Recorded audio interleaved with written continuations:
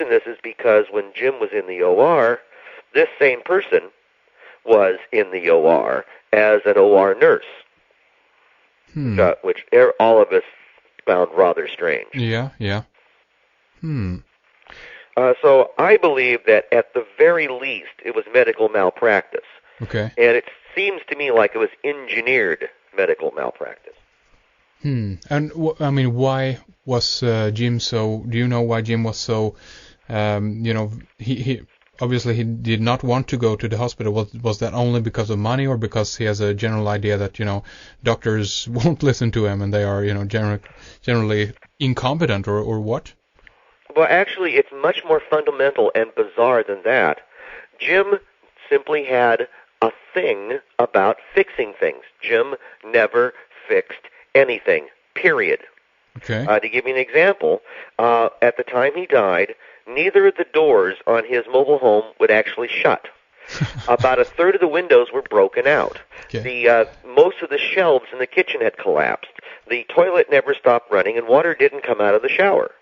It was just Jim didn't fix anything. One of my favorite stories of Jim not fixing things is that at one point he'd had an office downtown and had to move his office back into the home trailer because his father had had a triple heart bypass and never really recovered from it, and he ended up having to babysit his father.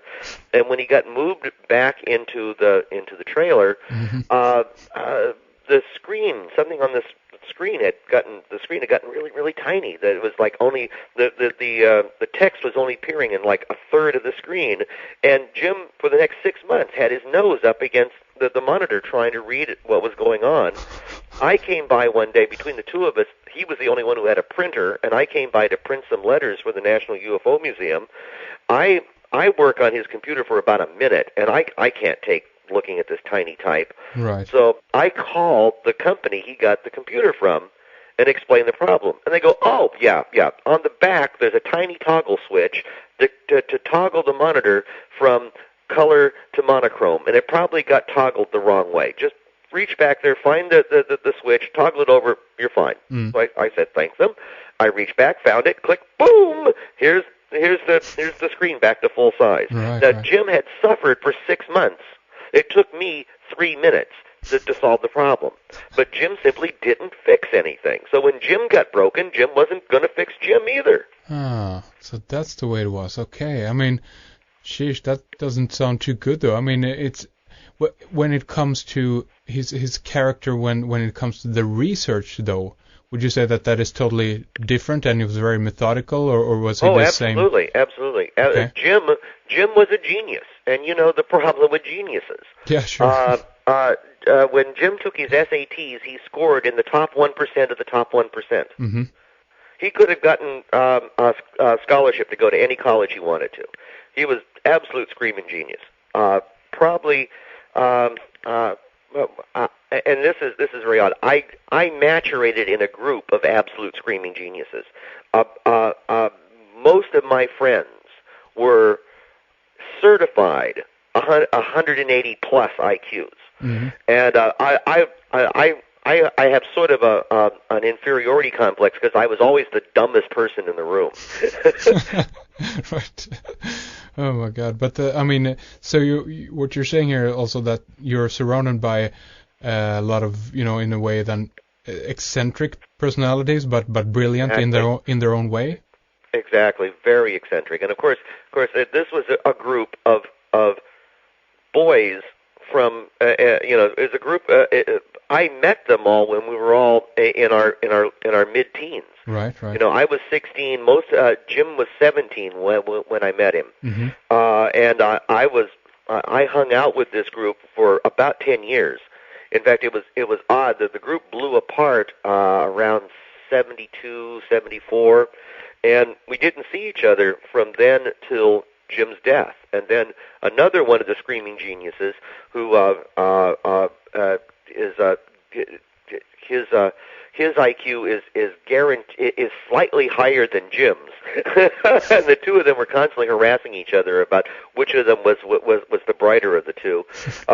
After Jim's death, this other fellow, also Jim, put the group back together on the internet and created a Yahoo group and went out and found us and brought us back together, and we've been harassing each other for 8 years now. Sounds good. I just wanted to backtrack a little bit and talk about the Scientology part. Did you and Jim were members for a little while, but then dropped out? What happened there? Oh boy, this is a very long story, and I'm not sure I really want to go into it. Basically, what happened is Jim and I were doing a critically acclaimed amateur magazine in 70 to 72, 69 to 71, somewhere in that general zone. Mm-hmm. And we got an article. Now we were members of the Valley Science Fiction Association. Jim was one of the founders of it, and we were members. I'm still a member of the Los Angeles Science Fantasy Society, the oldest science fiction club in the country. It's met every Thursday night since 1936. I'm required to say that whenever I mention them. And so Jim and I were very much connected to the science fiction fandom movement, mm-hmm. and we were doing a science fiction fanzine. And it turns out that an early Dianeticist, a guy who had been with Hubbard in the 50s, was also a member of the Losvus. In fact, Hubbard was a member of the Losvus, though his last time he attended was probably about 10 years before the first time we attended. We got this article from Jack Harness, who everybody called Jack Harmless, and the article was entitled Nonfiction, and it was bits and pieces of Jack Harness's last 3 billion years worth of reincarnations. Okay. With between them explanations of how Dianetics worked to help him to remember these past lives. Okay. Well, I read the article, and I was sort of impressed, but not really. But Jim was just blown away by it. And over the next couple of years, Jim read everything he could get his hands on about Scientology, mm-hmm. and then ended up joining staff at the Scientology local church in Riverside, California. Hmm. And that ended up sort of messily in that his girlfriend got stolen by another staff member, and Jim was a very emotional person. He was a great poet. He wrote literally tens of thousands of poems. One of the things that Jim never forgave me for was at one point Jim Keith and Jim Schumacher moved together to the Haight-Ashbury. We were living, we grew up in Southern California, and then Jim and Jim moved to the Haight. And one day I went by Jim's house and discovered that the floor of his closet was about 8 inches deep in poems. There must have been 3,000 poems on the floor of his closet. Mm-hmm. So I went through them and picked out 200 I liked and published them. Right. Jim hated them. That's why they were on the floor of his closet, which is why he never forgave me for publishing them. Oh, wow, what a story. So, I mean, it's so you guys were down there, but then, to me it feels weird that someone who is so astute, so to speak, when it comes to conspiracy actually joins Scientology. It's kind of an oxymoron to me. What's your take on that? Well,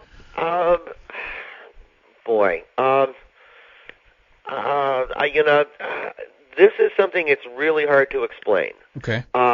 Scientology is an absolutely brilliant cut and paste, and it in very large part it is the successful con that it is because it does what it says it does. The problem is that it does something else as well. It does help you to understand your own mind, your own spirit. It does help you to become more able in many aspects and areas of life, but it also installs it also is hypnotism, and has all the drawbacks and downsides of a hypnotherapy. Mm-hmm. And I'm reluctant to say too much about this because I'm treading on you'll get sued if you go there. And Scientology has 99 lawyers on retainer. Scientology is absolutely infamous for suing its critics out of existence. Okay. And so I don't want to say anything rude about Scientology because I plan to still be alive for another 20 years or so. God. But can you say this much? Did Jim and yourself drop out of the movement, or are you still connected with it? Well, yeah, no, we both left. We Right. both left Scientology. Right. There were a number of things that and the apparent good is very brilliant when you first come in, and the downsides, the wrongnesses, slowly sneak up on you, slowly realize, well, that doesn't seem right, and this doesn't seem right, and it takes a while to piece together what the problem is. Eventually, we did piece it together and realized that it wasn't entirely what it said it was, and moved on to other things. But Jim still stayed more a believer than not a believer, which is why he practiced Avatar, which I describe as Scientology light. Right. It's an offshoot of Scientology? Yes.